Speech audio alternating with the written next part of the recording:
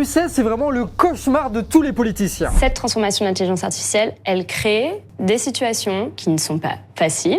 Avec la technologie, il y aura peut-être besoin de moins d'emplois, mais aucun moment, il n'est question de supprimer des postes. On parle encore une fois de fonctionnaires. Si. Par contre... pardonnez-moi, vous voulez que je vous remontre comment c'est écrit ?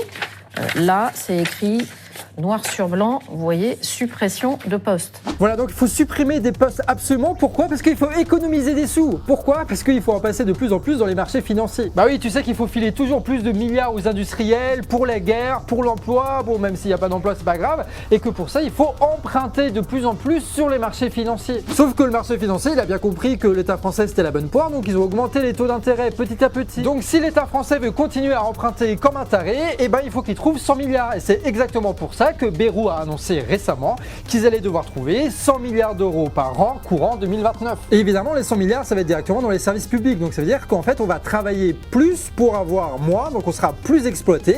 Et comme ça, les industriels vont pouvoir faire des profits sur notre dos, alors qu'avant, ils faisaient ça sur des travailleurs chinois. Sauf que parfois, ça vire au drame, comme cet appel de dizaines de familles qui veulent briser l'omerta sur le nombre de suicides qui augmente dans le domaine de la santé en France. Et oui, l'austérité, ça a des conséquences directes. Et toi, est-ce que tu étais au courant de ce projet de financement?